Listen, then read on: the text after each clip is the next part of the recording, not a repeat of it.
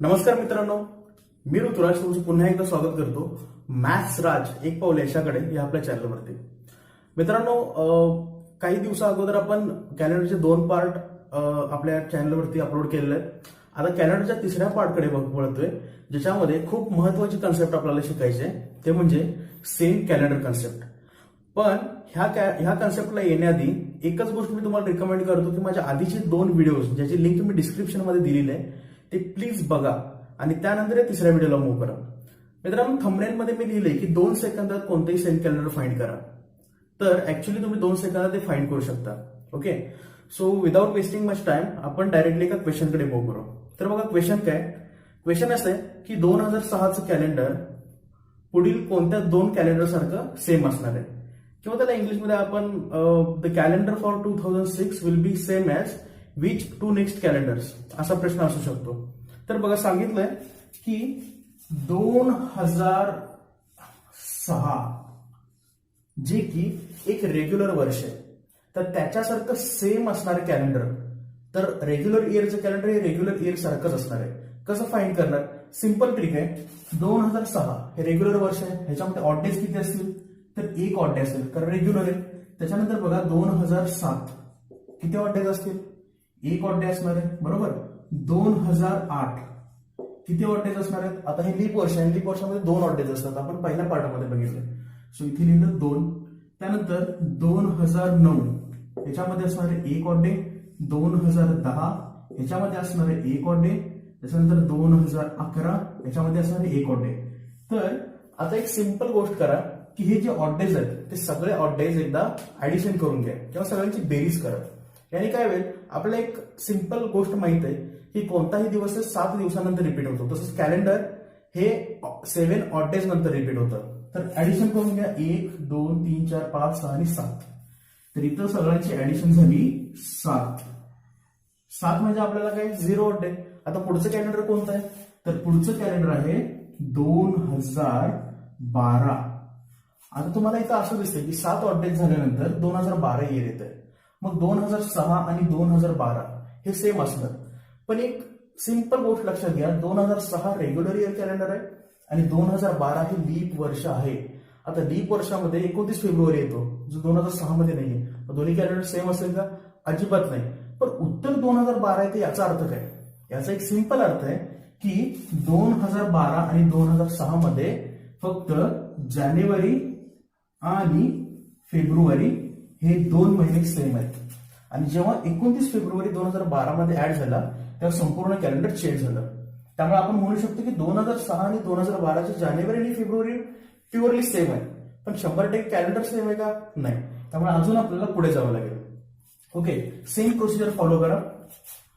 2012 ज्याच्यामध्ये 2 odd days आहेत. 2013 ज्याच्यामध्ये 1 ऑड डे. 2014 ज्याच्यामध्ये 1 ऑड डे. 2015 ज्याच्यामध्ये 1 ऑड डे. त्यानंतर 2016 जे की लीप वर्ष आहे, तर या लीप वर्षामध्ये किती असणार आहे? 2. सो 2, 3, 4, 5, 6, 7 इथे ऍडिशन झाली 7. 7 म्हणजे 0 ऑड डे. आता पुढचं कॅलेंडर कोणतं येणार? ते आहे 2017. आता ह्याचा अर्थ सिंपल आहे की 2017चं कॅलेंडर आणि 2006चं कॅलेंडर सेम आहे, 100% सेम आहे. ओके, आता त्यांनी सांगितले की 2 कॅलेंडर फाइंड करायचे, त्यामुळे 2017च्या अजून पुढे अजून एक कॅलेंडर फाइंड करावं लागेल. सेम प्रोसिजर फॉलो करा. 2017 1 ऑड डे आहे. 2018 1 ऑड डे आहे. 2019 1 ऑड डे आहे. 2020 किती ऑड डेज आहेत? लीप वर्ष आहे ना, सो 2 ऑड डेज झाले. 2021 1 ऑड डे आणि 2022 1 ऑड डे. ऍडिशन करा किती आली? 1, 2, 3, 4, 5, 6 आणि 7. ऍडिशन 7 आली म्हणजे 0 ऑड डे झालं. सो इथे 7 झाल्यानंतर पुढे येणार कॅलेंडर कोणतं आहे? 2023. म्हणजेच थोडक्यात 2023चं कॅलेंडर 2017 सारखं असेल, 2017चं कॅलेंडर 2006 सारखं असेल. याचा अर्थ आपल्याला एक प्युअरली 3 कॅलेंडर सेम भेटले. 2006, 2017 आणि 2023. ओके, आता एक ऑब्झर्व करा, 2006 नंतर 11 वर्ष ऍड केल्यावरती 2017 येते आणि 2017 मध्ये 6 ऍड केल्यामुळं 2023 येते. आता मी थंबनेल मध्ये म्हटले की 2 सेकंदात फाइंड करू शकता आणि तुम्ही म्हणाल की सर हे सगळं कारण तर तुम्ही 2 मिनिट लावले. आता ही सगळी झाली ट्रॅडिशनल मेथड, ही अजिबात करायची नाहीये. एक सिंपल ट्रिक सांगतो, आता तुमच्यासमोर एक डिस्प्ले येईल आणि त्याच्यावरती मी एक्सप्लेन करतो तुम्हाला की 2006चं कॅलेंडर हे 17 आणि 23 आहे, हे तुम्ही 2 सेकंदात कसं फाइंड करू शकता. तर बघा वरती दिलेलं आहे रेग्युलर कॅलेंडर, रेग्युलर इयर, ज्याला एक्स कन्सिडर करा, ते काही असेल 2001, 2, 3, 2005 वगैरे काही असू शकतं. आता पहिली स्टेप अशी आहे की दिलेल्या रेग्युलर इयर मध्ये 11 ऍड करायचे, म्हणजे x+11 करा. आता x+11 केल्यानंतर 2 पॉसिबिलिटीज आहेत. 11 ऍड केल्यानंतर एक तर लीप इयर येऊ शकतं किंवा रेग्युलर इयर येऊ शकतं. 11 ऍड केल्यानंतर रेग्युलर इयर जर आलं तर ते तुमचं बरोबर उत्तर आहे आणि 11 ऍड केल्यानंतर जर लीप इयर आलं तर ते तुमचं उत्तर नाहीये. मग जर लीप इयर आलं तर काय कराल? एकदम सोपी गोष्ट आहे. लीप इयर 11 ऍड केल्यानंतर जर लीप इयर येत असेल तर 11 ऍड न करता 6 ऍड करायचं. ओके, सो हा एक सिंपल टेक्निक आहे, लक्षात ठेवा. आता बघा 2006 मध्ये आपण 11 ऍड केली, 2017 मिळालं. ओके, आणि 2017 मध्ये 11 ऍड केलं तर किती येतं रे? 2028, जे लीप वर्ष आहे. त्यामुळे 2017 मध्ये 11 ऍड करून चालणार नाही, 6 ऍड करा. 2017 अधिक 6 बरोबर 2023. सिंपल टेक्निक आहे. काही एक्झाम्पल बघायचे आपल्याला जेणेकरून ही जी कन्सेप्ट आहे ती 100% क्लिअर होऊन जाईल. फाईन. आता बघा काही महत्वाच्या गोष्टी तुम्हाला सांगतोय की काही वेळेला रेग्युलर इयर कॅलेंडर आणि लीप इयर कॅलेंडर ह्याच्यामध्ये जानेवारी आणि फेब्रुवारी महिना सेम असू शकतो. त्याचप्रमाणे मार्च ते डिसेंबर हेही महिने सेम असू शकतात. सो काही महत्वाचे मुद्दे लक्षात घ्या. मिळालेल्या रेग्युलर वर्षात जर 6 ऍड करून जर ते लीप वर्ष येत असेल तर त्या लीप वर्षाचे जानेवारी आणि फेब्रुवारी महिने हे रेग्युलर इयर सारखे सेम असतात. त्याच्यानंतर दुसरा मुद्दा आहे, मिळालेल्या रेग्युलर वर्षात जर 5 ऍड केल्यानंतर लीप वर्ष येत असेल तर त्या लीप वर्षाचे मार्च पासून डिसेंबर पर्यंत महिने सेम असतात. आता पुढचा महत्वाचा मुद्दा आहे की हे रेग्युलर इयर कॅलेंडरच्या बाबतीत झालं. जर समजा लीप इयर कॅलेंडर आलं तर ही प्रोसिजर करत बसणार का? किंवा 11 आणि 6 ऍड करत बसणार का? नाही करू शकत. एक सिंपल फक्त एक गोष्ट लक्षात ठेवा, जर लीप वर्ष आलं तर कधीही लीप वर्षाचं कॅलेंडर हे 28 वर्षांनी रिपीट होतं. 28 वर्षांनी, लक्षात ठेवा. ओके, सिंपल गोष्ट आहे. आता एक महत्वाची टीप मी तुम्हाला देतोय की ही जी सगळे नियम आहेत आपले, हे जे सगळे नियम आहेत ते कधी लागू होतील तर ते फक्त जेव्हा प्रत्येक 4थं वर्ष, 4th इयर हे लीप वर्ष असेल तर आणि तरच हे सगळे नियम लागू पडतात. आय होप की तुम्ही व्हिडिओ बघताना समोर नोटबुक घेऊन बसायला असाल आणि हे जे काही मी महत्वाचे मुद्दे दिले गॅरंटेडली सांगतो हे सगळे मुद्दे तुम्हाला कुठेही एकाच व्हिडिओमध्ये किंवा एकाच पुस्तकात नाही मिळणार.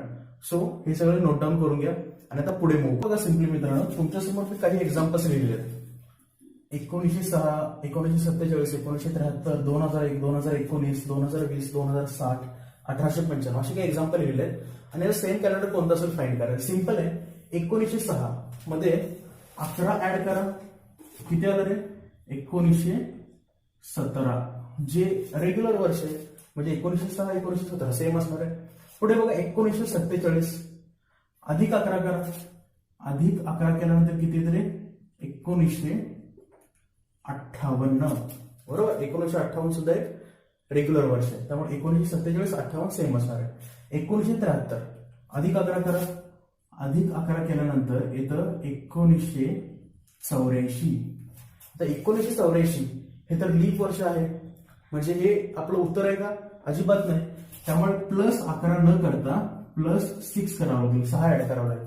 6 ऍड केलं किती आलं? 1973 अधिक 6 1979. फाईन. त्याच्यानंतर 2001 मध्ये 11 ऍड करा, किती आलं? 11 ऍड केल्यानंतर 2012. पण बघा 2012 तर रेग्युलर वर्ष आहे, मग आपल्या नियमाप्रमाणे लीप वर्ष रेग्युलर वर्ष कधी सेम असू शकत नाही. मग 11 ऍड न करता किती करणार? 6 ऍड करणार. 2001 अधिक 6 किती आलं? 2007. सिंपल. त्याच्यानंतर 2019 11 ऍड करा, किती आलं उत्तर? 2030. ओके. त्याच्यानंतर 2020 हे लीप वर्ष आहे आणि मी मगाशी काय सांगितलं, लीप वर्ष 28 वर्षांनी रिपीट होतं.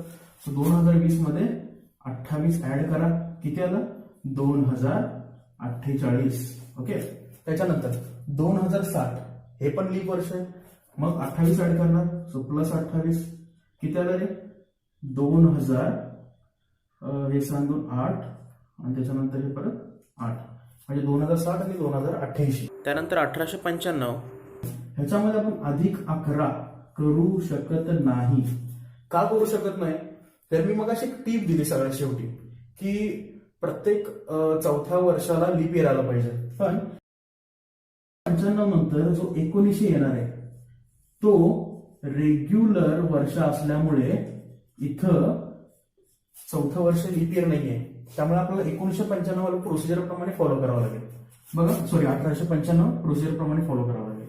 म्हणजे 1895 मध्ये एक ऑड डे, 1896 जे की लीप वर्ष आहे 2 ऑड डेज, 1897 ज्याच्यामध्ये एक ऑड डे, 1898 ज्याच्यामध्ये एक ऑड डे, 1899 ज्याच्यामध्ये एक ऑड डे आणि 1900 जे एक रेग्युलर वर्ष आहे त्याच्यामध्ये एक ऑड डे.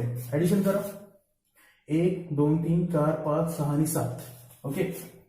सो ही 7 म्हणजे 0. नेक्स्ट कॅलेंडर कोणतं आहे 1901 म्हणजे 1901 आणि 1895 हे दोन्ही कॅलेंडर एकमेकांसारखे सेम कॅलेंडर असणार. सिंपल गोष्ट आहे. इथून इथपर्यंत एक्झाम्पल सोडवायला आपल्याला 2 मिनिटं लागली असतील मॅक्झिमम. म्हणजे आपली जी ट्रिक आहे ना प्लस 11 करा, रेग्युलर वर्ष येत असेल तर ओके, लीप वर्षाला तर +6 करा, एवढी सोपी टेक्निक आहे. आणि लीप वर्षाला तर काय करणार 28 वर्ष ऍड करणार, म्हणजे लीप इयर कॅलेंडर हे लीप इयर कॅलेंडर सारखं सेम असेल. So +28. Okay. So I hope की ह्या सगळ्या कन्सेप्ट तुम्हाला लक्षात आल्या असतील. आता ह्याच्यावरती काही एक्झाम्पल्स बघू आपण. सो तुमच्यासमोर पहिलं एक्झाम्पल आहे. If Ajay was born on Saturday 1st February 1975 and lived for 60 years, then how many times would he have celebrated his birthday on Saturday? म्हणजे थोडक्यात काय, अजयचा जन्म हा सॅटरडेला म्हणजे शनिवारी 1 फेब्रुवारी 1975 ला झालाय आणि जर तो 60 वर्ष जगला असेल तर त्याने किती वेळा त्याचा बर्थडे हा सॅटरडेलाच म्हणजे शनिवारी सेलिब्रेट केला असेल. सिंपल आहे. कसं करणार 30 ते 35 सेकंदाचा प्रश्न आहे फक्त. ओके. सो बघा त्याची जन्मतारीख दिलेली आहे 1 फेब्रुवारी 1975 आणि तो जगला किती वर्ष, तो जगला 60 वर्ष. म्हणजे त्याचा आपण मृत्यू वर्ष पण काढून घेऊ 5 13 2035 या वर्षी इथपर्यंत तो पर्यंत जगला. Okay fine. आता त्यांनी शनिवारीच त्याचा बर्थडे सेलिब्रेट करण्यासाठी एकतर कॅलेंडर सेम पाहिजे 1975 सारखं, किंवा तुम्हाला असे लीप इयर मिळाले पाहिजे ज्याच्यामध्ये फेब्रुवारी महिना सेम आहे. सो स्टेप 1 करा. स्टेप 1 मध्ये काय करणार सिम्पली, तर 1975 सारखे सेम कॅलेंडर्स आपल्याला फाइंड करायचे. अधिक 11 करा, किती आलं 1986. ओके. त्याच्यानंतर अधिक 11 करा 1997. त्यानंतर अधिक 11 करा, अधिक 11 केल्यानंतर 2008 येतं म्हणजे स्लीप वर्ष येतं, त्यामुळे अधिक 11 करू शकत नाही, त्यामुळे आपण अधिक 6 करावं लागेल. म्हणजेच 1997 अधिक 6 बरोबर 2003.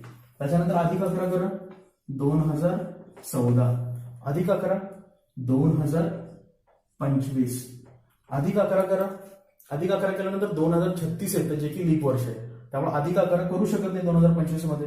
अधिक 6 करा, किती आलं 2031. आता 2031 मध्ये अधिक 6 किंवा अधिक 11 करूच शकत नाही कारण आपण दिलेलं की तो 2035 पर्यंत जगलाय. सो 1975 सारखं सेम कॅलेंडर 1986, 1997, 2003, 2014, 2025 आणि 2031 ला सेम असणार आहे. आता उत्तर इथंच थांबत नाही.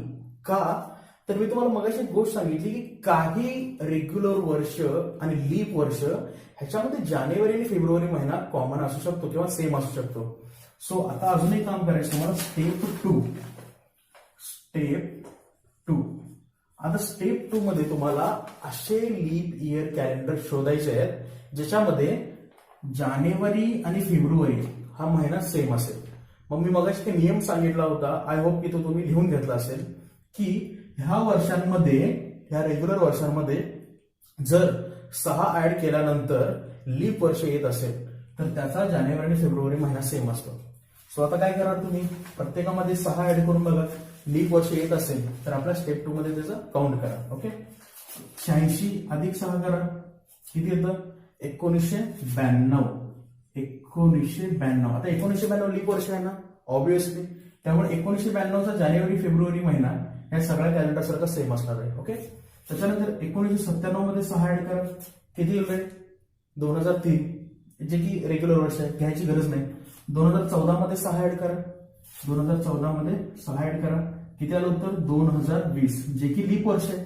कन्सिडर करावं लागेल कारण 6 ऍड केल्यामुळे लीप वर्ष येते, म्हणजे ह्याचा जानेवारी फेब्रुवारी महिना सेम आहे, म्हणजे ह्या वर्षांमध्ये पण त्यांनी त्याचा बर्थडे सॅटर्डेला सेलिब्रेट केला पाहिजे. ओके, 2025 मध्ये 6 ऍड करा, 2031 गरज नाही, आणि 2031 मध्ये 6 ऍड करा, 2037 आवश्यकता नाही. ओके, सो तुमचा आन्सर असेल 1, 2, 3, 4, 5, 6, 7 आणि 8. म्हणजेच त्यांनी त्याचा बर्थडे 8 वेळा सॅटर्डेला सेलिब्रेट केलेला आहे. ओके, आता परत एकदा नीट लक्षपूर्वक ऐका. स्टेप 1 मध्ये आपण असे कॅलेंडर्स काढलेले आहेत जे कॅलेंडर 1975 सारखे सेम रेग्युलर इयरचे कॅलेंडर आहेत, आणि स्टेप 2 मध्ये आपण असे कॅलेंडर्स काढलेले आहेत ज्याच्यामध्ये लीप इयर आहेत पण त्याचा जानेवारी आणि फेब्रुवारी महिना सेम आहे. सो हे 6 अधिक हे 2 म्हणजे ह्या प्रश्नाचं उत्तर असेल अजयने 8 वेळेला त्याचा बर्थडे सॅटर्डेला सेलिब्रेट केलेला आहे. ओके, आय होप की हा क्वेश्चन तुम्हाला नीट कळालेला असेल. फाईन. पुढचा क्वेश्चन बघा मित्रांनो, खूप इझी आहे ऍक्च्युली, याच्यासारखाच सेम आहे. क्वेश्चन वाचतोय, if Ajay was born on Saturday 1 March 1975 and lived for 60 years, then how many times would he have celebrated his birthday on Saturday? आता तुम्ही म्हणाले की सर मगाशी जो क्वेश्चन होता तो आणि हा क्वेश्चन तर सेम आहे, म्हणजे आन्सर मगाशी 8 वेळा होते, ह्याचं पण 8 वेळा असणार आहे. पण आपण एक चूक करतोय, मगाशी दिलेला महिना फेब्रुवारी होता, त्यामुळे स्टेप 2 बदलते. आता दिलेला मला मार्च आहे, त्यामुळे स्टेप 2 बदलली पाहिजे. ओके, सो बघा त्यांनी काय दिलं, 1 मार्च 1975 आणि तो 60 वर्ष जगलाय, म्हणजेच 2035 पर्यंत जगला. ओके, सो हा क्वेश्चन पण त्या क्वेश्चन सारखा सेम आहे, पण आपल्याला फाइंड करायचं की स्टेप 2 मध्ये असे कोणते लीप वर्ष आहेत ज्याचा मार्च ते डिसेंबर महिने सेम येते. ओके, तर बघा स्टेप 1 तरी सेम असणार आहे की 1975 चे कॅलेंडर ह्या 6 कॅलेंडर सारखे सेम असणार आहेत. पण आता आपल्याला असे कॅलेंडर्स बघायचे आहेत ज्याच्यामध्ये मार्च ते डिसेंबर कॅलेंडर सेम असणार लीप इयर मध्ये. मगाशी एक रूल सांगितला होता मी की प्रत्येकामध्ये 5 ऍड करणार. मग जानेवारी फेब्रुवारीसाठी काय केलं तुम्ही? 6 ऍड केलं. आता मार्च ते डिसेंबर साठी काय करणार? 5 ऍड करणार, आणि 5 ऍड केल्यानंतर जर लीप वर्ष येत असेल तर त्याला तुम्ही कन्सिडर करणार. ओके, सो 1986 मध्ये 5 ऍड करा, 1991 काही गरज नाही घ्यायची कारण ते रेग्युलर वर्ष. 97 मध्ये 5 ऍड करा, किती आलं? 2002, रेग्युलर वर्ष घ्यायची गरज नाही. त्याच्यानंतर 2003 मध्ये 5 ऍड करा, 2003 मध्ये 5 ऍड केल्यानंतर किती मिळतं? 2008, जे की लीप वर्ष आहे त्यामुळे तुम्हाला कन्सिडर करावं लागेल. 2014 मध्ये 5 ऍड करा, 2019 घ्यायची गरज नाही. 2025 मध्ये 5 ऍड करा, 2030 घ्यायची गरज नाही. आणि 2031 मध्ये 5 ऍड केलं तर 2036 येतं. म्हणजे इथं कन्सिडर करावं लागणार होतं, पण प्रॉब्लेम असा की तो तर 2035 पर्यंत जगलाय, त्यामुळे इथेही 5 ऍड करून काही फायदा नाही आहे. सो आता बघा तुम्हाला हे 6 कॅलेंडर 1975 सारखे सेम टू सेम भेटलेलं आहे, आणि 2008 हे लीप कॅलेंडर असं भेटलेलं आहे ज्याच्यामध्ये ह्या सगळ्या कॅलेंडर प्रमाणेच मार्च ते डिसेंबर महिने सेम आहे. आन्सर काय असेल रे? 1, 2, 3, 4, 5, 6 आणि 1, 7. म्हणजेच ह्या केसमध्ये त्यांनी त्याचा बर्थडे 7 वेळा शनिवारी म्हणजेच सॅटर्डेला सेलिब्रेट केला. सो तुम्हाला काय वाटलं की मगाशी जे प्रश्न होता तो प्रश्न आणि हा प्रश्न सगळा सेम आहे, कम्प्लीट सेम, फक्त त्याच्यामध्ये 1 फेब्रुवारी होता, याच्यामध्ये 1 मार्च आहे. डिफरन्स किती झाला? त्याचं उत्तर 8 वेळा होतं, याचं उत्तर 7 वेळा. खूप सिंपल एक्झाम्पल. ओके, आता त्यानंतर एक शेवटचं एक्झाम्पल घ्यायचं आहे आपल्याला. आता तुम्ही म्हणाल की हे थोडे वेगळ्या टाईपचे एक्झाम्पल्स आहेत, तर आतापर्यंत असे एक्झाम्पल्स विचारले गेलेले नाही आहेत आणि हे विचारण्याची शक्यता आहे. सो आपण आधीपासून प्रिपेअर्ड राहू, त्यांच्यापेक्षा एक पाऊल पुढे. मित्रांनो आता आपण आता शेवटच्या क्वेश्चनकडे वळणार आहोत. शेवटचा क्वेश्चन बघा काय आहे. If Vijay's date of birth is Sunday 29 फेब्रुवारी 1920. विजयचं बर्थ डेट दिलेला आहे 29 फेब्रुवारी 1920, जो संडे होता म्हणजेच रविवार होता. त्यानंतर सांगितलंय अँड लिव्ड 120 इयर्स, आणि तो 120 वर्ष जगला. 120 वर्ष म्हणजेच बघा तो 2040 पर्यंत जगला. ओके, तर क्वेश्चन असं विचारलंय की how many times his birthday will come on Sunday in a whole life. म्हणजेच 1920 पासून 1920 पासून 2040 या 120 वर्षांमध्ये त्याचा बर्थडे परत संडेला कधी आला, आणि त्याचा बर्थडे परत संडेला येण्यासाठी लीप इयरचं कॅलेंडर हे परत same to same leap year सारखं असलं पाहिजे. सो सिम्पली ह्या क्वेश्चनचा अर्थ आहे की तुम्ही सेम कॅलेंडर फाइंड करा. पण सिंपल टेक्निक आहे, आपल्याला माहित आहे, आणि 30 सेकंदापेक्षा जास्त वेळा क्वेश्चनला लागू शकत नाही. बघा 1920 ला त्याचा जन्म झालाय. फाईन, आता 28 ऍड करा कारण सेम कॅलेंडर असेल. सो हे 1948 ला तो पहिल्यांदा त्याचा बर्थडे संडेला सेलिब्रेट करणार. परत 28 ऍड करा, किती 16 4 5 7 1976 ह्या दिवशी तो सेकंड टाइम त्याचा बर्थडे संडेला सेलिब्रेट करणार. परत 28 ऍड करा, किती आलं 14 म्हणजेच 2004 ला तो त्याचा तिसरा बर्थडे सेलिब्रेट करणार संडेला. परत 28 ऍड करा, काय 2032 ला तो चौथ्यांदा त्याचा बर्थडे संडेला सेलिब्रेट करणार. आता एक लक्षात आलं असेल की 2032 मध्ये परत आपण 28 ऍड करू शकत नाही. आणि का करू शकत नाही, तर 28 ऍड केल्यानंतर 2040च्या पुढे जाईल. ओके, पण त्याचा तर मृत्यू 2040 ला झाला, त्यामुळे इथं आपल्याला स्टॉप करावा लागेल. आता बघा 1920 ला त्याचा जन्म झालाय जो संडेला होता. 1948 ला परत त्या दिवशी संडेला, म्हणजे पहिल्यांदा त्यांनी बर्थडे संडेला सेलिब्रेट केला.